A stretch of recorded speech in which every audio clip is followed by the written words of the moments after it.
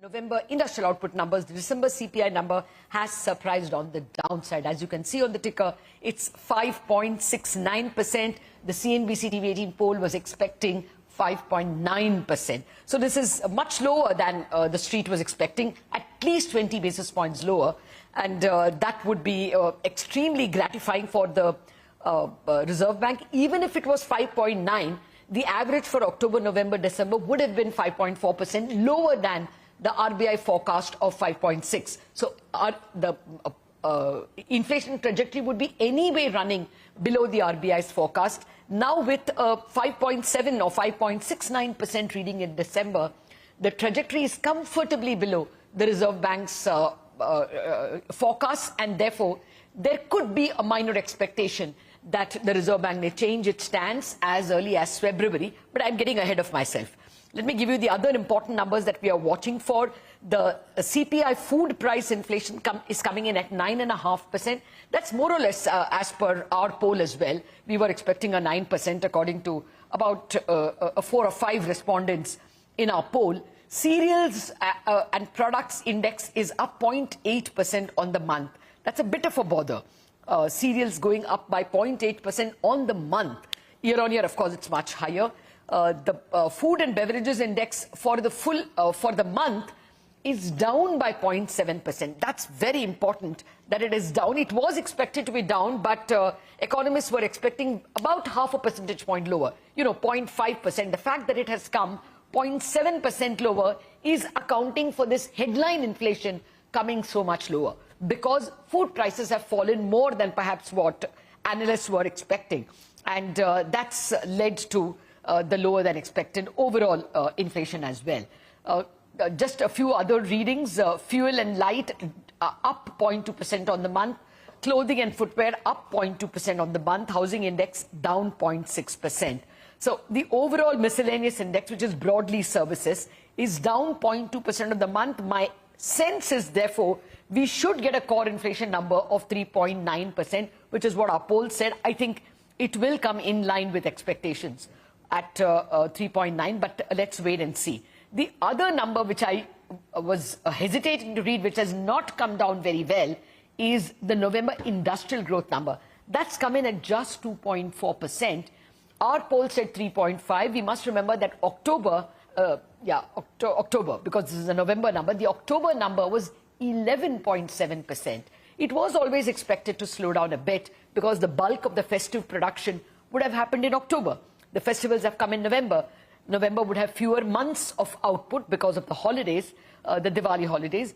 But nevertheless, the fact that it is only 2.4% could be a matter of some worry that that number, whether the overall industrial output number, which the NSO has forecast at 7.9 for the full year, whether that will be realized could be a bit of a bother, but we will wait and see. For the moment, the numbers are looking very good on the inflation front. So let me start with our guests on that note. I have with me in the studio Narang, the chief economist from ICICI Bank. Also joining me are Rupa, Rege, Nitsure, the chief economist at L&T Finance, Aditi, Nayar, chief economist at ICRA Limited. And in a bit, we will also be joined by Sandeep, Yadav, the head of fixed income at DSP Mutual Fund.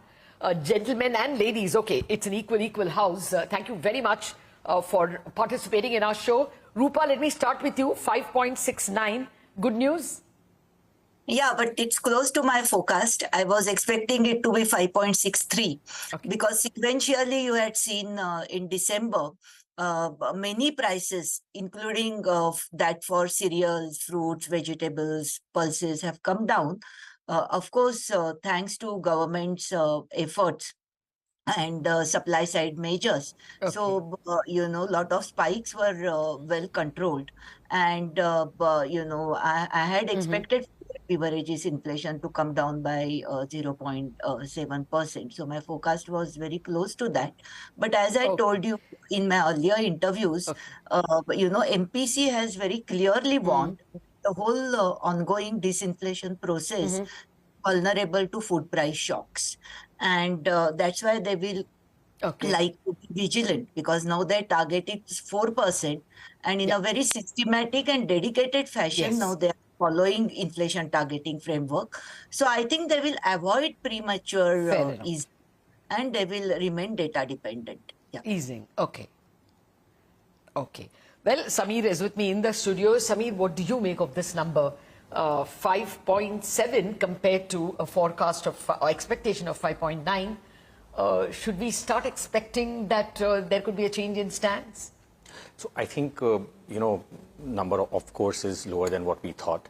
I think most of it would also be driven by the fact that veggie prices would have surprised on the downside. Yes. We were anticipating a decline, but I think the decline is much bigger. But as you were saying the numbers, you also pointed that housing is down another month, and Yes. then we have miscellaneous probably declining. So core perhaps would be even lower than 3.9. Our estimate was 3.9, but we were anticipating some increase on a month-on-month basis, at least in miscellaneous. So overall, I think very good set of numbers.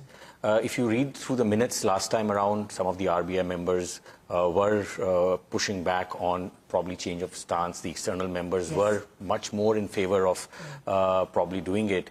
I think the first port of call would be easier liquidity conditions and then a change in stance, but we'll still probably look at an April is when it should Fair happen. point. I don't think unless that liquidity they're comfortable on, and there is an asset price inflation which the Reserve Bank may worry about, but that debate for another day. Let me come to you, Aditi. What's your sense now? Has this number surprised you on the downside, and will you want to revise your full year forecast as well?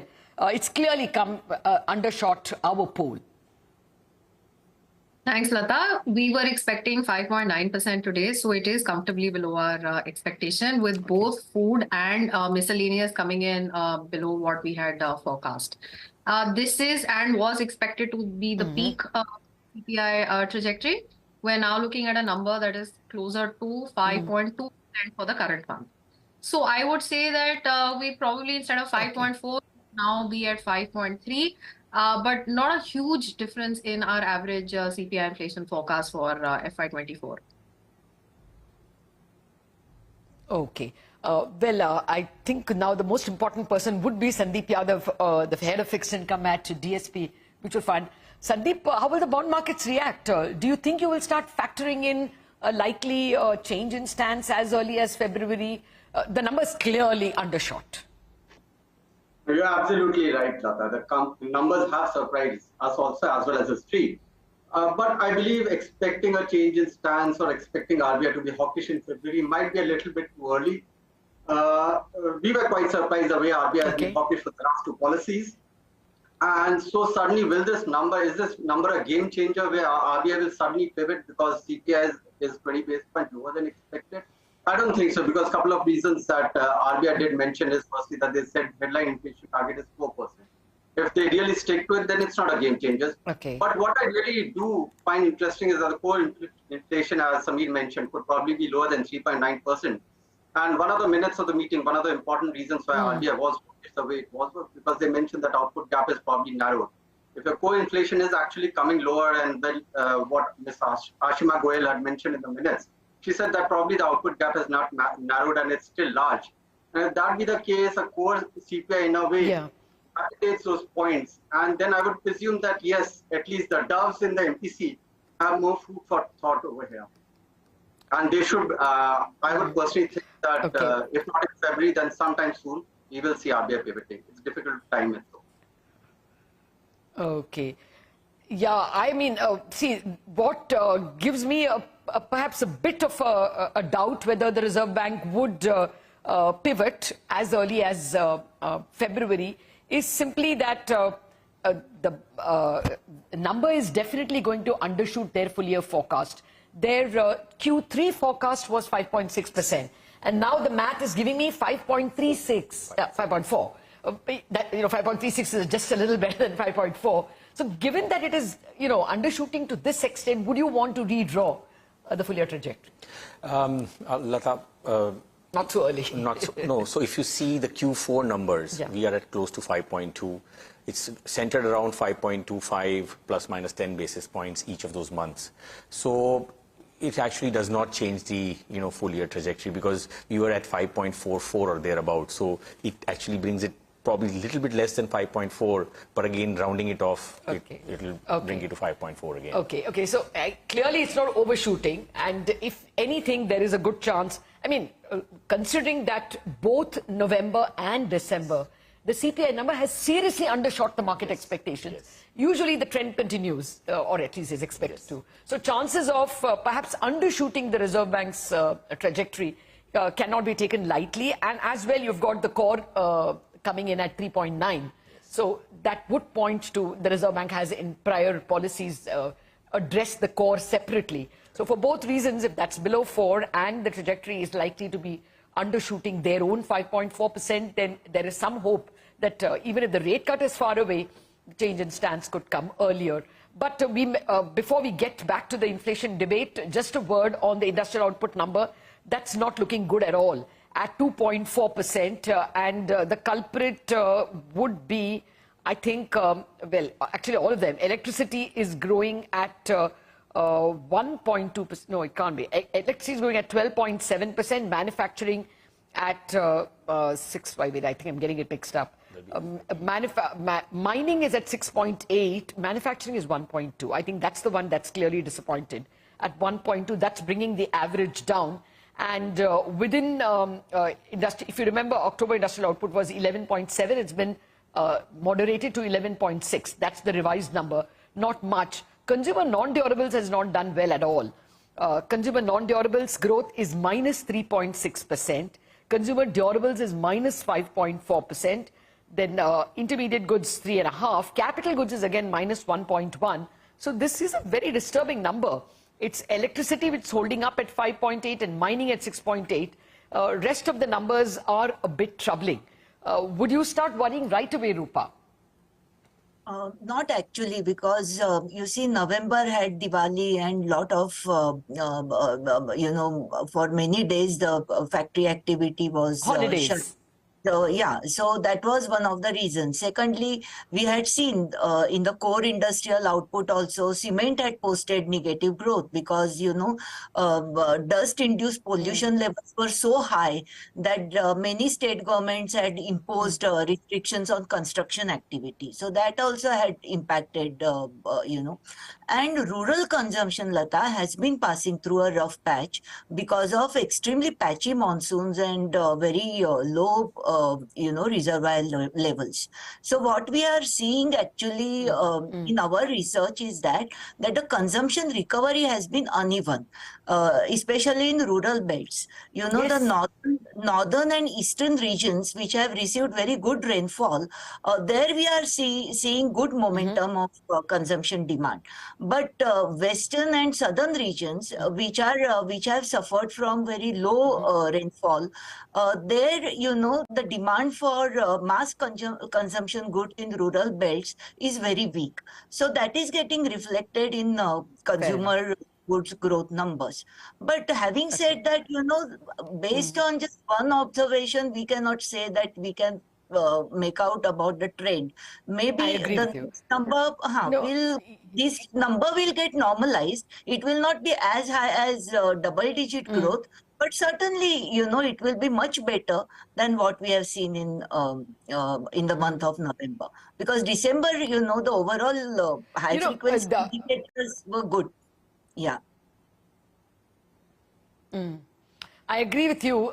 We are getting contradictory or mixed data at this point in time. But the NSO typically looks at the first 8 months that it has and extrapolates for the full year. And there they have extrapolated industrial growth at 7.9%, which is fairly strong. And we will have to see whether this is a one-off in November or whether the NSO extrapolating the very strong first 9 months is perhaps an analytical mistake. Where would your heart lie, Sameer? Should we worry that, See, if you see the 10th month is not as good as the first time? No, so I think, Latha, the way we looked at it was that in H2, the GVA growth was pegged at 6.2.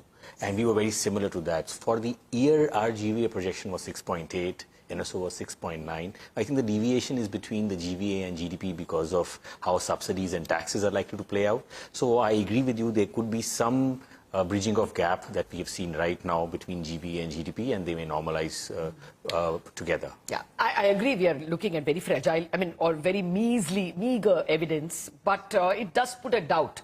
After all, we know that the NSO is extrapolating from the first few months' data, first 8 months' data, and if the remaining months don't come out as the first first 2 quarters did, maybe that 7.3% is in danger. Aditi, what are your thoughts? Do you think that 7.3% was always in danger and now it gets endangered a bit more? Yes. Let me start with the IIP number. Our forecast for this month was 2.2%. So what has come out today is really not very different from where we were projecting the number. Last month when we were looking at the numbers, I remember having this discussion with you about how October is an aberration and November is the reverse aberration. This happens every time that the Diwali month shifts. Now, I would say the good news within this is that the average for these months is not bad at all. Having said that, I am projecting IIP growth in low to mid single digits in December. And electricity particularly did not do very well in the early part of December because I think the winter was quite late, not necessarily a more broad-based reflection on industrial activity. But the high frequencies are quite mixed. I think half of them have improved over November and half of them haven't, roughly. So I'm looking at a low to mid single digit IIP for December. Overall, I would still say that H2 will show significantly slower growth compared to H1. My GDP growth forecast for FY24 is around 6.5%. GDP GVA roughly both around 6.5%. And other than rural, which Rupa has already talked about, one other concern we have is if we look at Government of India's own capex numbers for October and November, October was such a deep contraction that the low growth in November hasn't actually pulled the total capex for these 2 months into the positive zone. So I think that is something we need to watch out for. You need to watch out for government capex, you're saying? Yeah, okay. I don't know if I got Aditi's reply to that, but it does look like people are not taking the 2.4% very seriously at the moment, sticking with stronger growth expectations. Sandeep, to what extent will the markets react at all to this? Or is this inflation number, lower than expected inflation number, relevant for just, half an hour or 1 hour till the US PPI number comes? And then all eyes will be on the personal consumption expenditure of the US. Do you think that will be more relevant than this for the bond markets? Yeah, absolutely right, Latha. I think while there are many things, drivers in the market right now, but US yields and US data is turning out to be bigger than a lot of domestic data right now. A 20 basis point move in CPI is not something which will lead to a significant move in bond market. Yes, we'll see a noise. Yes, we'll see people who've been staying out of the market. Probably they might enter right now because the margin of safety for people who are not invested has reduced significantly after the CPI number.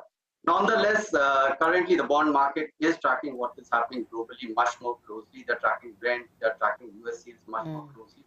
I think a large part is because we have seen in the last couple of years that RBI has literally, I would not say specifically, but in quite a few times they have been going along with Fed, and from at least that's a market perception. And suddenly a 5.9 number coming at 5.7 is nothing which is a game changer. But yes, if PPI number changes US yields significantly, then that is probably going to be a bigger driver.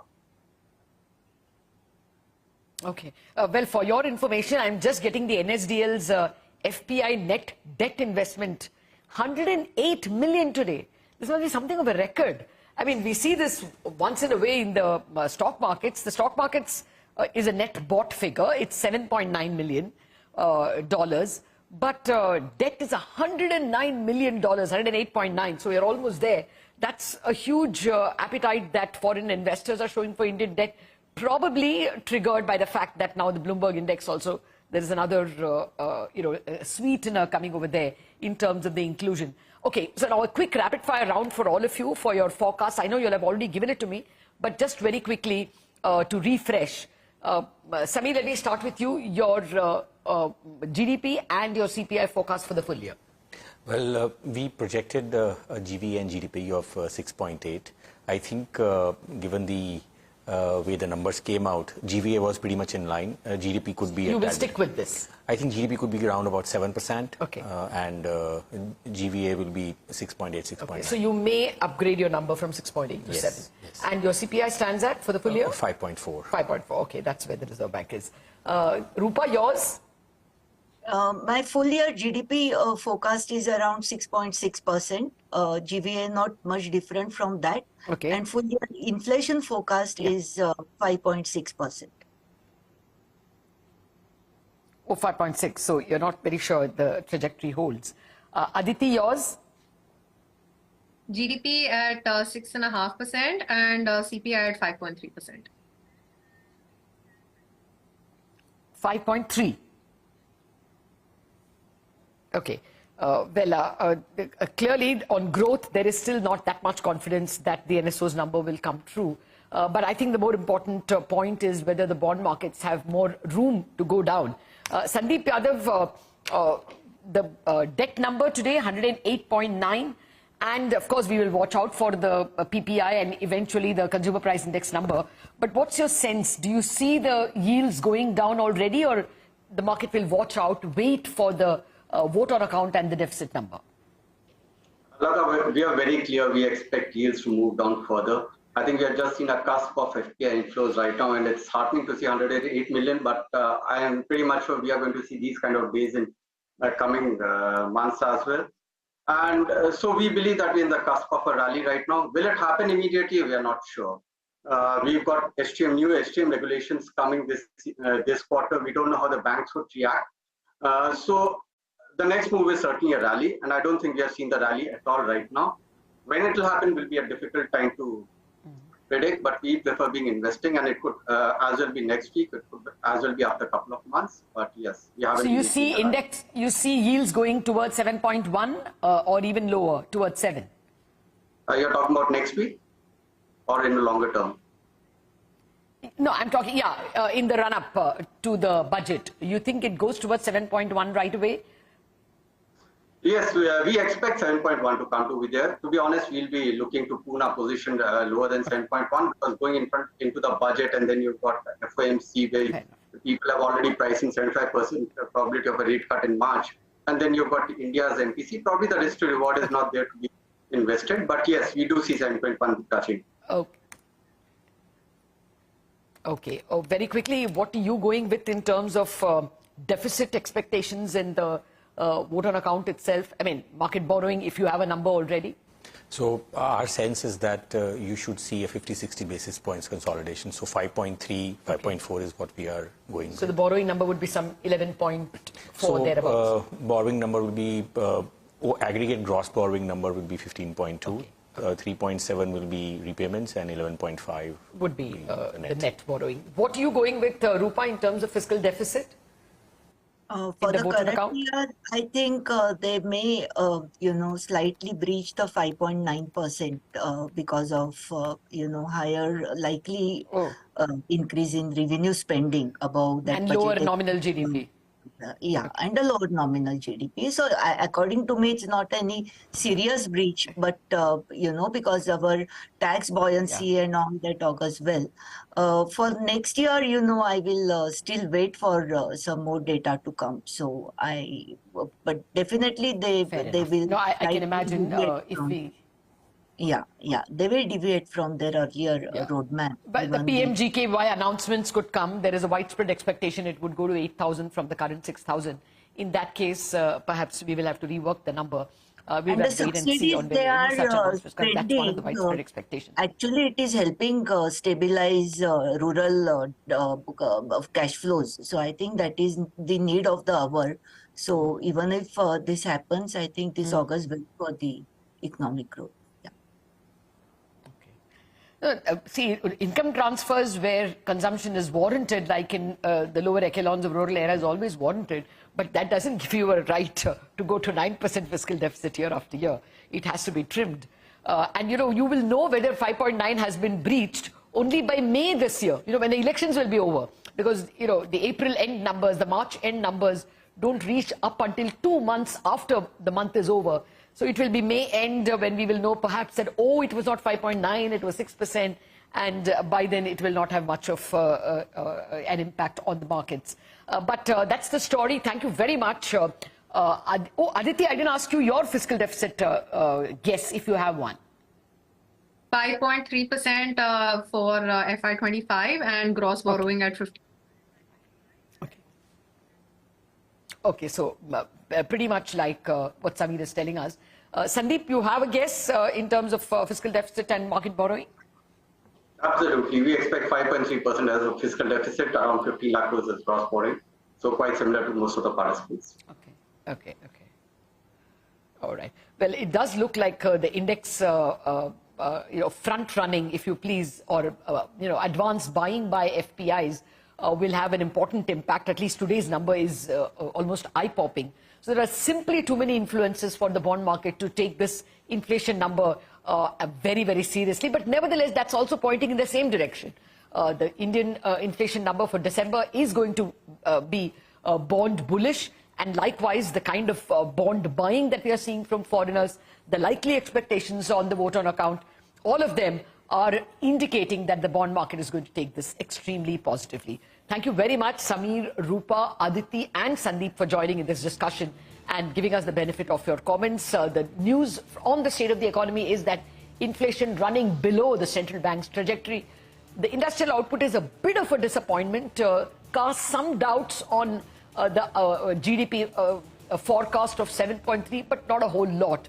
The November IIP was always expected to be a tad weak given the holidays in that month. So on that positive note, we wind up on this edition of the State of the Economy. Don't go anywhere. Lots of news and headlines are lined up for you.